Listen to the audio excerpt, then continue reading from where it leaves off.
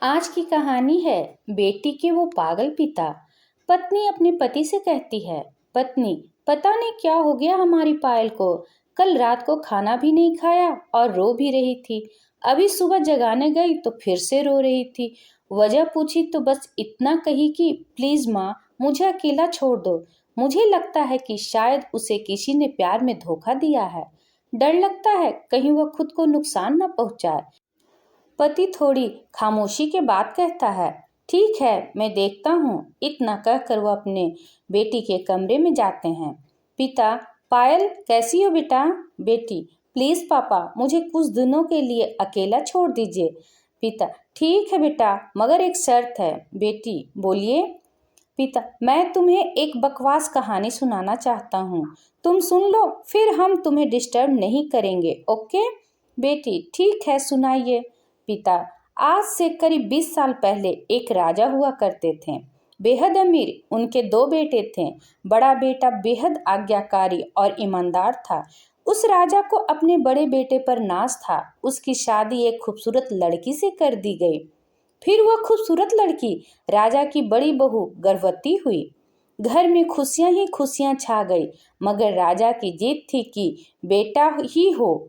फिर राजा ने अपने बहू के गर्भ का चेकअप करवाया तो पता चला कि गर्भ में लड़की है। राजा ने बेटे को हुक्म दिया कि लड़की को गिरा दिया जाए। आखिर बड़ा बेटा आज्ञाकारी था, ना तो करेगा नहीं। मगर पता नहीं उस पागल बेवकूफ को क्या सूझा कि 2 दिन बाद अपना राजपाट, धन दौलत, शानो शौकत सब कुछ छोड़ के अपनी गर्भवती पत्नी को लेकर महल से गायब हो गया।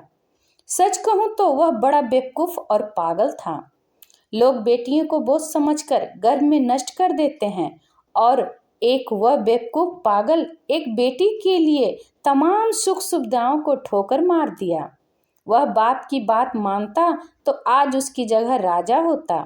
ना जाने वह बेटी के लिए पागल बाप ना जाने किस हालात में होगा।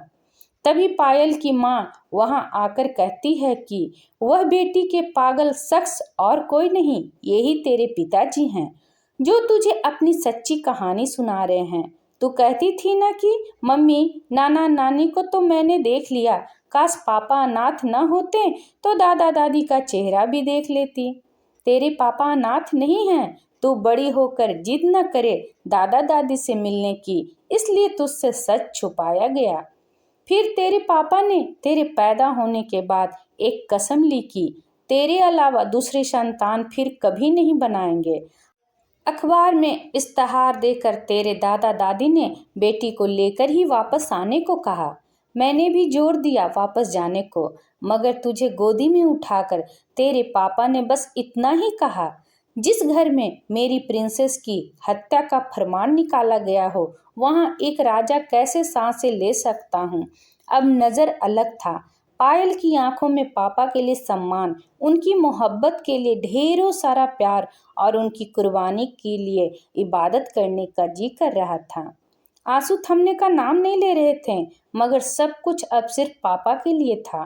पापा ने बस आखिरी शब्द इतना ही कहा अपनी बेटी को, मैं नहीं जानता बेटा कि तू दुनिया तेरे बारे में क्या सोचती है, मगर तू मेरे लिए बेहद अनमोल है।